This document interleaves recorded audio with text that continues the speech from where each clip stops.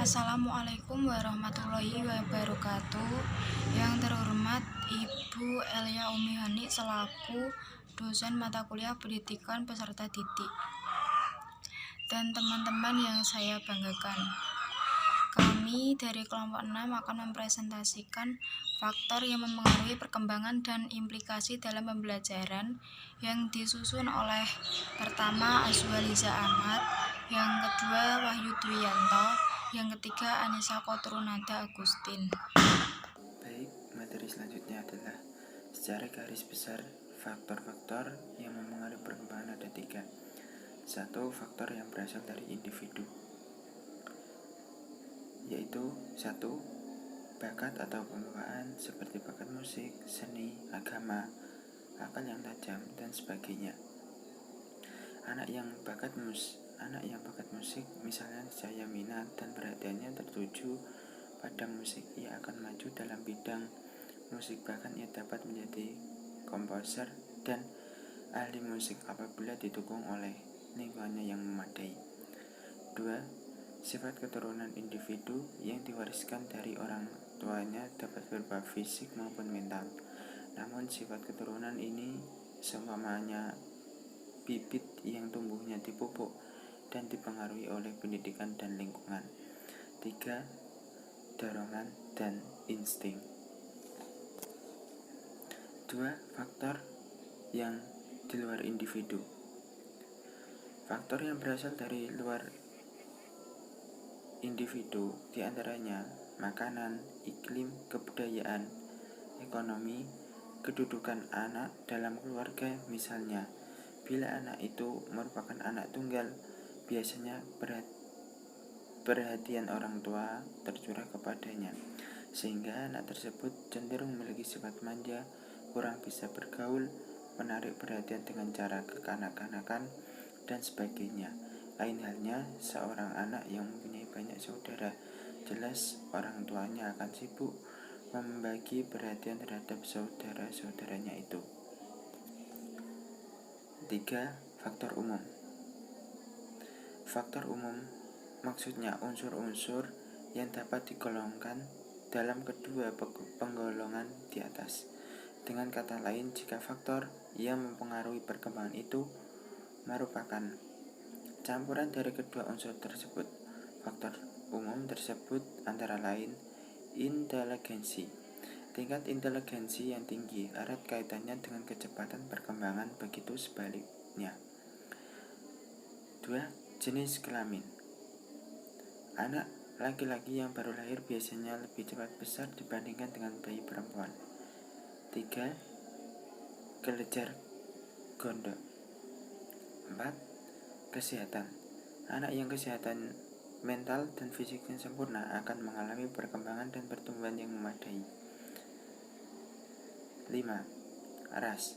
Misalnya, anak dari ras Mediterranean mengalami perkembangan fisik lebih cepat dibandingkan dengan orang dari bangsa Eropa Utara.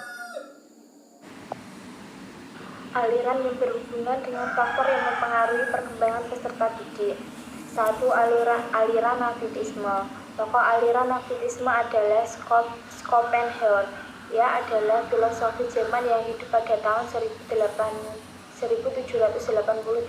sampai 1880.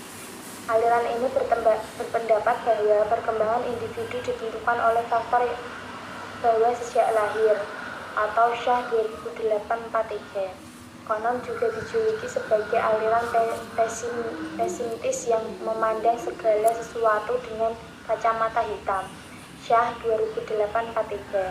Karena aliran ini berkeyakinan bahwa perkembangan manusia itu ditentukan oleh pembawanya. 2. Aliran empirisme. Tokoh aliran empirisme adalah John Locke, filosofi Inggris yang hidup pada tahun 1632 sampai 1704. Teorinya dikenal dengan tabula rasa atau meja lilin.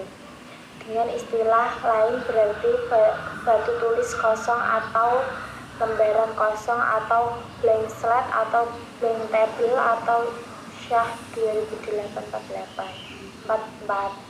yang menyebutkan bahwa yang lahir ke dunia seperti tempat putih yang bersih. Kertas putih akan mempunyai corak dan tulisan yang digores oleh lingkungan.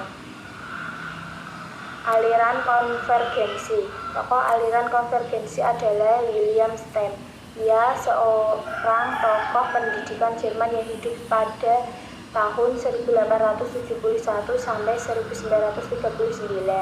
Aliran konvergensi merupakan kompromi atau kombinasi dan aliran nativisme empirisme.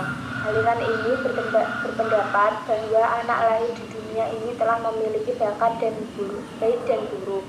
Sedangkan perkembangan anak selanjutnya akan dipengaruhi oleh lingkungan. Syah 2008-46. Jadi, faktor pembawaan lingkungan sama-sama berperan penting. Implikasi dalam pembelajaran. Yang pertama, implikasi genetik dan lingkungan terhadap pendidikan dasar. Dalam situasi sekolah, gen-gen dapat dilihat sebagai bagian dari dunia nyata individu-individu. Meskipun demikian, bagi seorang yang bekerja dekat dengan individu-individu dan remaja, kekuatan dan kelemahan dari pengaruh genetik ini adalah penting untuk dipahami. Seorang guru misalnya perlu memahami sifat-sifat dan perbedaan individual. Yang kedua, implikasi perkembangan otak terhadap pendidikan dasar. Otak adalah sebuah sistem biologis manusia yang sengaja diciptakan Allah untuk mengendera dunia dan sekaligus memberikan berbagai tanggapan terhadapnya. Otak berfungsi untuk mengoptimalkan perilaku sehingga tubuh mampu menghadapi tantangan dan kesempatan yang datang setiap saat. Aktivitas sel saraf yang terorganisasi akan dirasakan sebagai aktivitas mental yang teratur. Yang ketiga, implikasi perkembangan kognitif terhadap pendidikan dasar. Perkembangan kognitif adalah perkembangan tentang pengetahuan. Perkembangan kognitif meliputi kemampuan metakognitif, strategi kognitif, gaya kognitif, dan pemikiran kritis. Metakognitif adalah pengetahuan dan kesadaran tentang proses kognitif atau pengetahuan tentang pikiran dan cara kerjanya. Kesimpulannya, pertama, faktor-faktor yang memengaruhi tinggi rendahnya hasil perkembangan peserta didik pada dasarnya ada 3 macam, yaitu faktor intern, yaitu faktor yang ada pada peserta didik itu sendiri yang meliputi pembawaan tertentu yang turut mengembangkan dirinya sendiri. Selanjutnya, faktor ekstern, yaitu hal-hal yang datang atau ada di luar peserta didik yang meliputi lingkungan, pendidikan, pengalaman, berinteraksi pada peserta didik tersebut dengan lingkungannya. Selanjutnya, faktor potensi psikologis yang tersimpan pada diri peserta didik tersebut yang memungkinkan dia menerima atau menolak aturan atau stimulus lingkungan tertentu yang akan mengembangkan dirinya. Sekian presentasi dari kelompok kami. Apabila ada salah kata, kami mohon maaf sebesar-besarnya. Terima kasih. Sekian, wassalamualaikum warahmatullahi wabarakatuh.